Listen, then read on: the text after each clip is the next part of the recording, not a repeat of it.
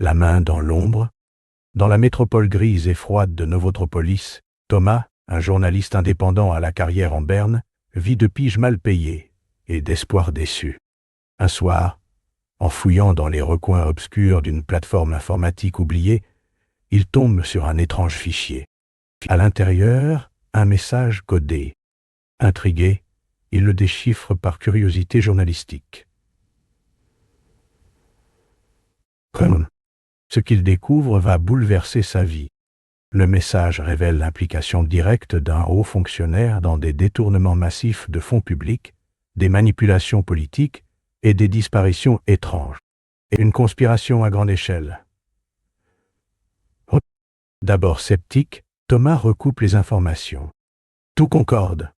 Le lendemain, 2 hommes en noir frappent à sa porte. Costume lisse, regard d'acier.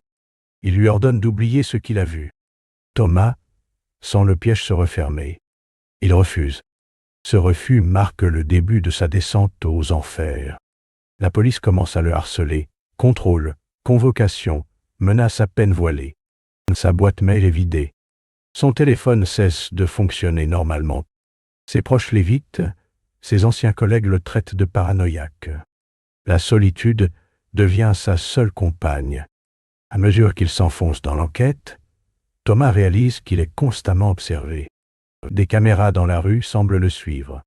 Il entend des échos dans ses appels, des pas derrière lui, dans des ruelles vides. Novotropolis devient une prison à ciel ouvert. Il tente de quitter la ville, mais chaque train, chaque bus, chaque taxi s'annule mystérieusement.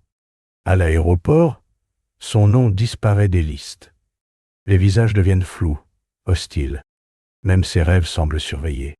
C'est en cherchant d'anciens contacts qu'il retrouve Élise, une journaliste disparue depuis plus d'1 an. Elle vit cachée, méconnaissable, mais elle confirme ses pires craintes. Un réseau de surveillance totale, contrôlé par le gouvernement, traque tous ceux qui approchent trop près de la vérité. Et le haut fonctionnaire que Thomas a découvert est au cœur de cette toile. Le système est bien huilé. Faux suicides, mise en scène d'accidents, manipulation médiatique. Ceux qui parlent disparaissent. Élise et Thomas décident de tout révéler. Ils organisent une fuite des données. Mais la trahison vient de l'intérieur. Ils sont retrouvés. Élise est enlevée. Thomas fuit, traqué comme une bête. Il se cache dans une vieille maison de campagne, coupé du monde. Là, il prépare son dernier acte. Il sait qu'on viendra. Et on vient. Dans la neige et le silence, le haut fonctionnaire arrive. Un homme sans nom, au regard glacial. Le face-à-face est brutal, verbal, mental, puis physique coin-coin. Des vérités tombent, Thomas était depuis le début un pion. Observé, testé, utilisé. Son rôle, révéler la vérité ou l'étouffer à jamais. Une course-poursuite s'engage à travers les champs glacés. Les balles sifflent. Le sang tache la neige. Le fonctionnaire tente de fuir. Thomas, blessé, le rattrape, pire. Mais au moment décisif, hésite. Et l'histoire se termine là.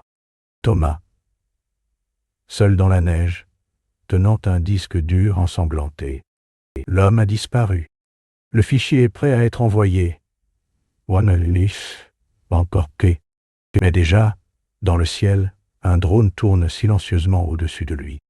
La vérité peut-elle encore triompher quand l'ombre a des yeux partout? Maintenant, vérifions le vocabulaire que vous avez appris et voyons combien de mots vous vous souvenez. N'oubliez pas qu'il y a un PDF gratuit qui inclut le script complet et le vocabulaire clé pour vous aider à améliorer votre français. Merci d'avoir écouté et à la prochaine.